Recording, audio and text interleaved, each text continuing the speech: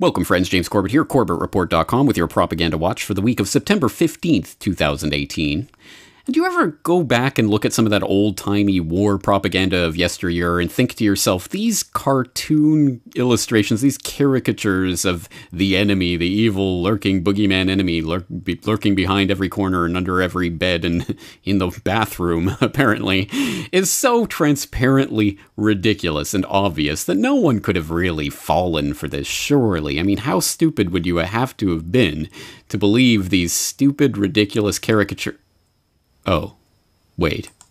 And then do you ever look at the stupid, ridiculous, cartoon-like caricatures of our current day and age and think that it's any different? I mean, do you think 50 years from now people might be looking back at some of this and wondering how anyone fell for it? Well, this comes to mind because, of course, in recent days I've been reporting on the coming false flag chemical weapons attack in Idlib, the one that Assad is preparing, according to the U.S. and its obedient lapdogs in the corporate-controlled media, Haaretz and others. There are no end to the number of outlets that are reporting on this.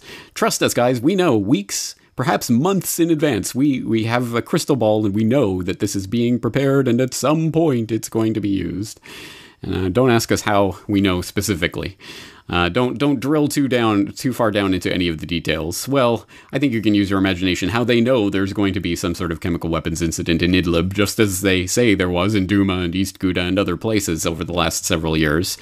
And of course, I go through all of this in my most recent subscriber editorial here, of course, always linked up on the front page or available from the newsletter section of my website, False Flags Over Syria. And I drill through the history and go through some of these incidents, like, for example, the alleged Douma attack from earlier this year, where both American and British reporters, of course, concluded actually there was no chemical weapons attack.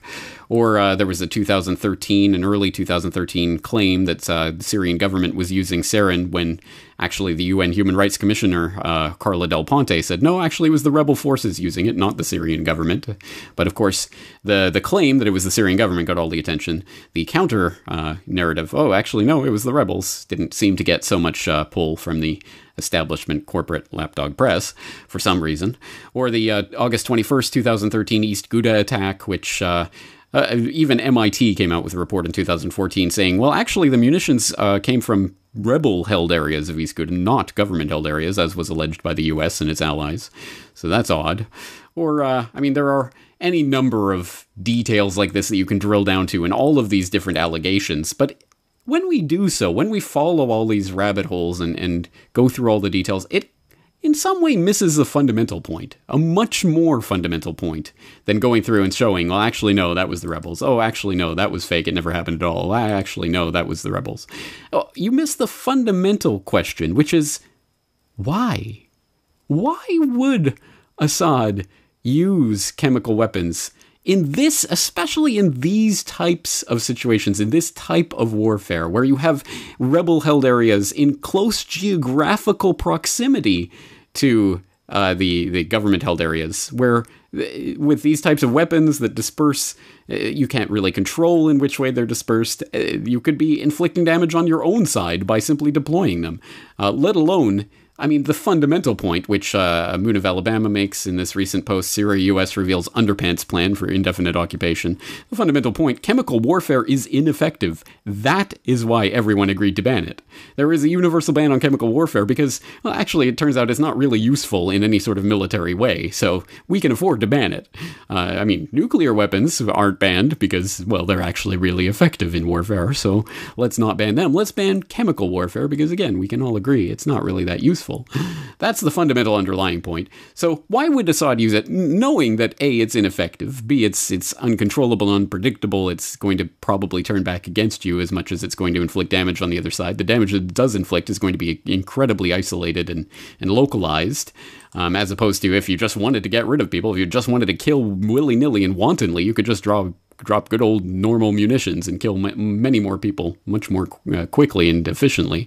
But also the other underlying point of this is, well, why would Assad do this full well knowing this is the one thing that is going to invite this type of scorn and vitriol, universal condemnation from the international community, and the guarantee, the absolute guarantee that bombs will rain down on his country as a result of any use of chemical weapons. I mean, I read these controlled stories in the controlled corporate press. They're all painting the exact picture. Well, the U.S. already has war plans. They already know where they're going to bomb and what they're going to do in the event of this chemical weapons attack that we know is coming. So why would Assad turn to that level, especially when they're on the verge of routing the jihadis from Idlib? Why would you turn to chemical weapons knowing that it would invite this type of retribution to rain down on your head? Is Assad not only the kind of vampiric, bloodthirsty monster of this type of cartoon caricature, but also suicidal, also has a death wish, knowing that this is the one thing that will absolutely guarantee his entire country being bombed into oblivion? Well, that is a question, and believe it or not, the New York Times did at least pay lip service to giving an attempt at answering that question last year when these questions were being raised in April of 2017 during one of the previous chemical weapons incidents, in which they pinned this op-ed, the grim logic behind Syria's chemical weapons attack. And they raised the question quite explicitly. So why would Mr. Assad risk it all, outraging the world by attacking civilians with what Turkey now says was the nerve agent sarin, killing scores of people, many of them children? Why would he inflict the deadliest chemical strike since the 2013 attacks outside Damascus? Those attacks came close to bringing American military retaliation then, and in a stunningly swift reversal, Tuesday's attack drew a response from President Trump. Dozens of cruise missiles launched at a Syrian airbase. Let's not forget that back in April 2017, Trump and Tillerson were talking about, well, maybe there's a place for Assad, and maybe we should back off, and maybe we should let a diplomatic resolution come of this. And then there was this chemical weapons outrage, so there was the Syria strikes. And then in 2018, again, more talk about, well, maybe there's a room for the table for negotiation, and then the chemical weapons attack, and all of that talk is off the table. Any pattern going on there? But this is the question. Why? Why would he inflict this own goal, as it were, of the most ridiculous degree possible? And they even say, well, one of the main defenses offered by Mr. Assad's allies and supporters. And by the way, no, just for the 18,000th time, I am not an ally or supporter of Mr. Assad. I am not an apologist for the Assad government. The Syrian people can and should do whatever they feel like with regards to the Assad government and its place over them. But actually, at this point, there is widespread support for the Assad government, and you might want to consider why that is. If this type of cartoonish propaganda is true, why are so many Syrians on the side of Assad?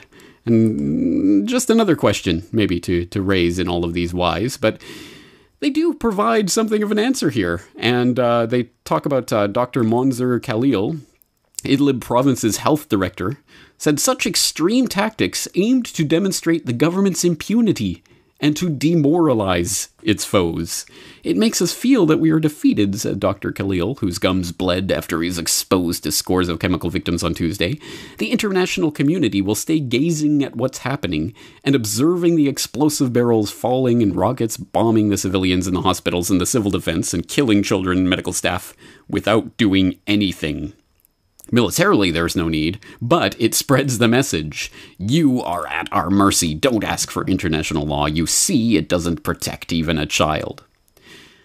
So this is the logic that they want you to believe is behind 7 years now of Assad wantonly bloodletting of his own civilians, killing, well, fill in the blank. I mean, whatever number is being thrown around, 250,000, or I'm sure it's up to 500,000 by now, whatever number they're throwing around this week, all of them dead at the hands of Assad, this bloodthirsty, literal blood-drinking tyrant monster who just, for whatever reason, has such an insane bloodlust and a suicide death wish that he's willing to let the chemical weapons fly on his own populations. Just to spread a message that you are at our mercy.